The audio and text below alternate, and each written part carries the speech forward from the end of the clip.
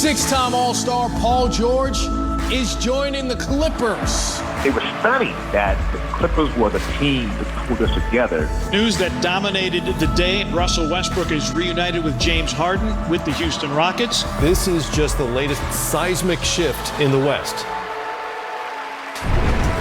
Don't forget, in addition to the newcomers, Dennis Schroeder is still part of that interesting guard rotation. Andre Robertson, remember him? Yes. Great defender. That's right. Been forever since he played. He is in camp, fully participating after missing a season and a half from a ruptured tendon in his left knee. Horrible injury.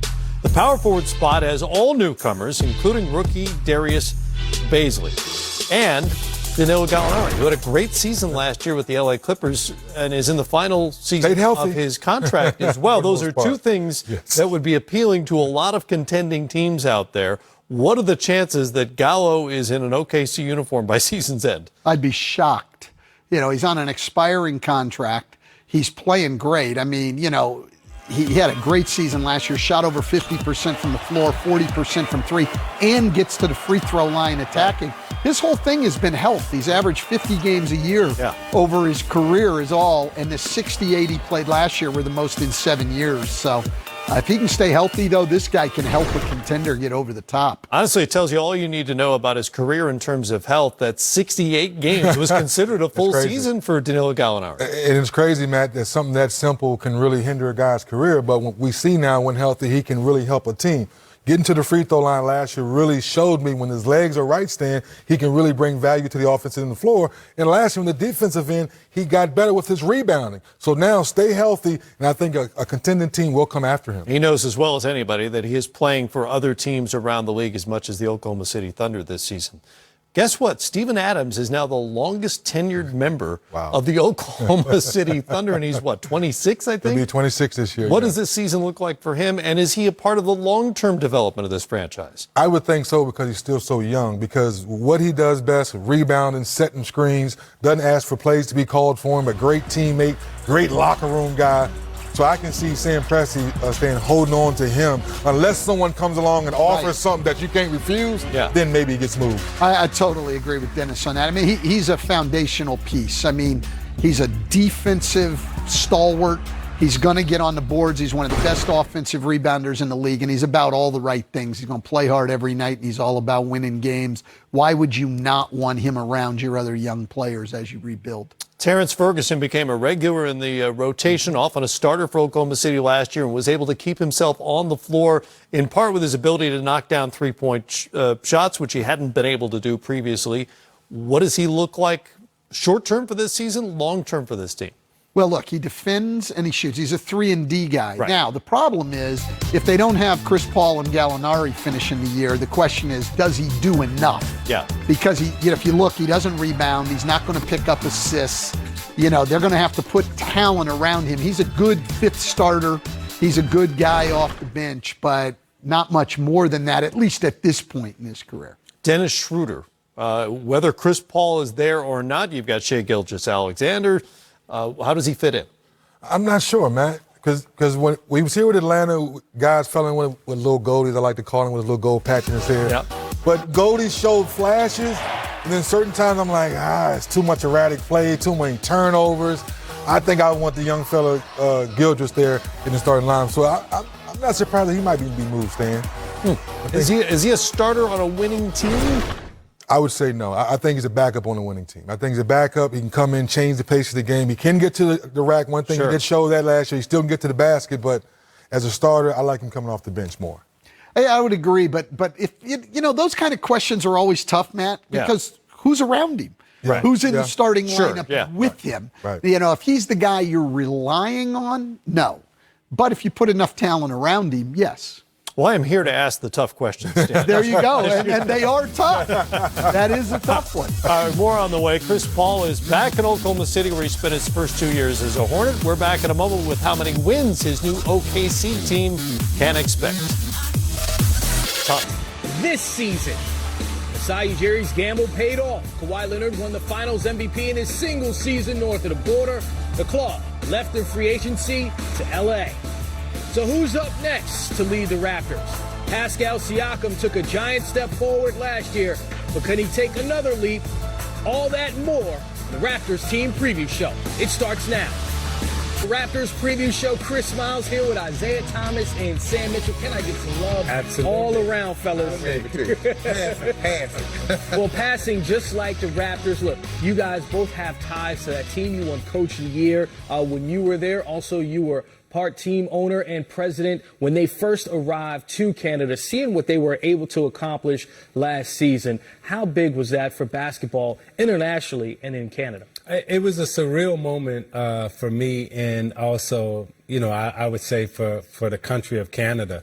Being there, watching them celebrate, watching them win, and being in the arena and seeing those uniforms on the stage, knowing what that championship meant to the country of Canada and to all of basketball, I thought it was a beautiful moment. Yeah, I agree, Isaiah, man. Having coached there, been in that city, and Isaiah can attest to this. When we first got there, you barely saw hoops in the driveways. It was always people would flood their driveway or their backyard to put in makeshift hockey rinks. Now, there's basketball hoops everywhere. And when you look at what the Raptors did, and I love the way they did it, Isaiah, they took a team with one superstar and they put a deep team around him with very good players, and they broke the norm. They set the NBA up on its head because it had been for the past 5-6 years. You got to have 2+ all-stars, superstars to win. The Raptors did it with one. You mentioned that superstar in Kawhi Leonard. He's now in L.A. So are they still contenders in the East because they lose Kawhi and Danny Green? I still think they're a playoff team, Isaiah and Chris. I still have them in the playoffs. But it's tough, man. This is different. I think Pascal Siakam is going to make the next jump. I don't know if he's going to be an all-star, but he's going to be their best player. But when you look at this roster that Masai's put together, they're deep. Yeah. They're talented. But the problem is when you get in those big game situations or get to the playoffs, who do you put the ball in the hand? Because, again, it's great. I love Nick Nurse's offense where he's passed and they play with pace and flow and the ball moves. But come playoff time and the game slows down and you put the ball in your number one guy in who can create a shot for himself or create a double team and kick it out for someone to get a shot. Yeah. Who is going to be that guy? And can Siakam become that guy? Well, they're hoping that Siakam can and will be that guy. I have the Raptors making the playoffs simply because they have know-how. And what I mean by know-how is that they know how to win. They've been in those big moments. They're not going to be afraid. They've knocked down big shots, so forth and so on. But you're right, Sam. They don't have that. They don't have that comfort level in terms of saying, I can throw it right to, Kawhi, and Kawhi's going to make something happen. Or he going somebody's got to develop into doing that. But when you're losing him, not only are you losing your best defender, you're losing your best offensive player, and then you're losing that player that brought you confidence every single night. When you walked out on the floor and the other team looked at Kawhi Leonard, they knew that the Raptors were a confident basketball team. And before Kawhi showed up, remember, that was the question, does Toronto have the confidence to keep moving forward? And they didn't. Kawhi showed up, and all of a sudden, they're a confident basketball team. But Zeke and Chris, you could develop that guy. When I first became the coach in Toronto, we were transitioning from Jalen Rose and Vince Carter as our marquee players to Chris Bosh. People forget Chris Bosh was third. He was the third wheel on that team right there. And we slowly rebuilt that team around Chris and his skill set. And you saw what Chris Bosh became. So it can be done. It can be done with Pascal Siakam. And I think they have the right pieces to do it. It's just a matter of, does he have it in him? Does he have the mentality? You have the physical tools. And Zeke can tell you, it's not the physical tools. It's the mentality, because a star got to be able to say, hey, I was 0 for 7, but I'm taking that 8th shot. Yes. Sam, two of those guys you just mentioned are on our list as far as star players that actually left Toronto. You go Chris Bosh, Vince Carter, Tracy McGrady, and now Kawhi Leonard. So when you look at this current roster that Masai Ujiri has, first of all, he has $100 million in expiring contracts. Yep. So he has to look forward, not just to this season, but beyond. Explain how it's different in Toronto as far as the kind of star that you get to bring in to try to keep. Well, the tough thing, look at those names up there. None of those guys stayed there, okay? And this is the thing in Toronto. We used to have these conversations all the time. If you look at this roster, you see a lot of players from continental Africa. You see a lot of guys from Europe. We targeted Europeans and players from continental Africa. Why? Because Toronto is an international city with a little flavor of with a little flavor of Americanism, a little European, and then Canada. So you have a melting pot. Europeans and players from the continent of Africa are more likely going to stay there because they feel more at home, like Americans. What did Kawhi want to do at the end of the day? He wanted to go home, back to L.A. What did Chris Bosh want to do? He wanted to leave Canada and go to the U.S. So we in Canada, and Masai especially, being from the continent of Africa, he targets those players. It's not because people try to say, well, because he's from there. No, it's because we know because of the culture and all the many cultures in Toronto, we have a better chance of retaining those guys in free agency than we do with American-born players. Yeah, and I would say, Masai being from Africa understands that, Canada is North Africa. you know, and when you look at the Canadian player, I think Masai will go back and try when his cap expires. I mean, when the money comes off the cap, I think he'll start recruiting some of his Canadian-born North African players to come back home and play. And I do believe they'll do that. Well, Pascal Siakam, one of those guys, had a coming-of-age season for the Raptors, was a top 3 player on their championship team. Now, a lot more will be expected of the 25-year-old. Jared Greenberg caught up with him. Do you feel now transitioning into this year, obviously Kawhi leaving, do you kind of feel some more ownership that this is that you're the guy now? I mean, for me, I think we're a team. Like we always been like that, and that's always been who we are. And then now with Kawhi gone, I think it's kind of like getting back to being that, being a real Toronto team and like having that underdog mentality and people kind of counting us out. So it's back to that. Whether it was in the moment during the playoffs or now as you think back, and do you ever visualize what Kawhi was able to do to win a Finals MVP and think that could be you one day? I mean, obviously somebody that I definitely look at and definitely want to use some of the stuff that he has. Obviously his composure, how he's able to play the game every single night, and just seeing him work too. Like he puts the work in every single night. And he wasn't drafted to be the player that he is today. So it's definitely a path that I can look at and say, well, why can I accomplish that, or why can I do better? So as a competitor, as a player, you always want to look at those things, and I look at that and I try to take what I can take from his game, and hopefully it helps me. It's funny you bring that up about he wasn't drafted to be the player he is today, because I remember you and I sitting down during the playoffs, and you talked about how you kind of expected this growth in yourself because every year, you haven't been playing basketball that long, and every year you've taken a huge step forward because of all the work you put in. So what does that leap forward look like for you now? And is that what you have to do now to get from where you were last year to this year now to the next? Is that even harder than anything you've ever done? I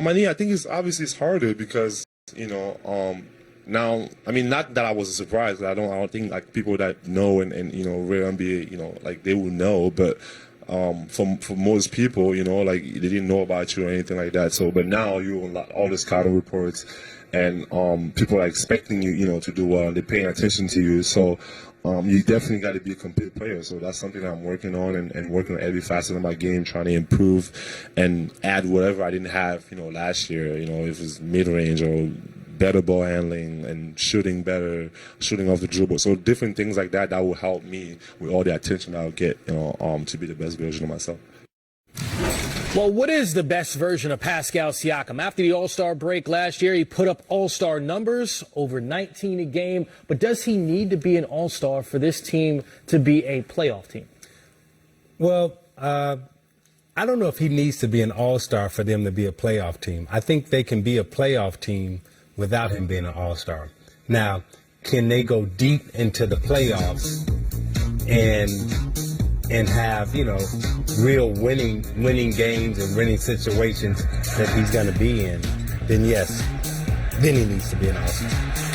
I think, look, he needs to be a star among the Raptors. He don't necessarily have to be a star in the NBA, All-Star in the NBA, but he needs to be one of the stars on that team. But I also, when I look at this team, there's some other guys got to step up. I look at Norman Powell. Look, Masai Ujiri rewarded him 2-3 years ago with a contract extension, and he's been in and out of the starting lineup, and he was basically behind some of those guys. It's time for Norman Powell to step up. And again, he doesn't have to average 20 a game. He needs to average 13, 14 points a game, but he's got to be consistent. But when you look at this roster, the thing that they got to be excited about is that they're big, they're long, they're athletic, and they can defend. So a lot of their offense is generated off their defense. Does he have to be an all-star? It would be nice, but again, he just needs to be a star among the team with the Toronto Raptors. And Sam, I thought last year they probably were the best defensive team in the NBA, and they lived up to that potential. When you lose Kawhi Leonard, who's the best defender in the NBA, I don't know if you can sustain that level of defensive ability, concentration, so forth and so on. So they may be long in length, but I don't know if they have the mental stamina to play at the level that Kawhi was able to take them to defensively. Zeke, you're right, man, because when you break this down and you think about what Kawhi did defensively, think about all the stuff that's going to happen. Someone got to replace Kawhi defense, but then someone's got to replace his scoring. And the thing, as the coach, Nick Nurse, you don't want guys you said something in the green room. Players back in the day knew who and what they were, and coaches back in the day identified who and what they were, and they used them that way. So as Nick Nurse is not going to want guys to try to step too far out their comfort zone and try to become something that they're not. Yeah. Well, congratulations to the Raptors and Nick Nurse. I mean, being able to win a title in his first season as a head coach, that was incredible. For Kyle Lowry, I mean, year 14 for him, 5 All-Star appearances. He's a guy 33 years old, will be 34 in March. Last year of his contract. Will this be his last year in Toronto? It could potentially be his last year in Toronto. But let me say this about Kyle Lowry. When you talk about a guy who's gotten every ounce of potential out of his body, and gone way beyond his talent and potential was. I mean, Kyle Lowry is the poster child for that. I mean, second-round draft pick, coming to the NBA. Now he's won a championship, all-star, defensive player, all those things we just named about him, right? If you'd have told us that Kyle Lowry being the second-round pick of the Memphis Grizzlies when he came in, or a late first-round pick, would have done all of this and had this type of career and made this much money, Kyle Lowry would have said, okay, what do I sign? Right? So, you know, if this is his last year, I mean, he has definitely been, in my opinion, he's probably the best leader that the Toronto Raptors have ever had. Future Hall of Famer? You know, it all depends. You know, I mean, there's going to be a lot of people at that Hall of Fame spot, you know, that still has yet to get in, you know, but his name will be on that list with the Tim Hardaways, with the Kevin Johnsons, and with all those people that, you know, who haven't got in yet. Sam, how much does winning a championship help Kyle Lowry if he's trying to get that Hall of Fame spot, especially the way he performed in the finals? He's a Hall of Famer in Toronto and Canada. He's in the Canadian Hall of Fame. Look, it means a lot. Anytime you got champion at the end of your name, it's an exclamation point. It means a lot. But also now, you got to remember now, there's a lot of Hall of Famers that never won a championship.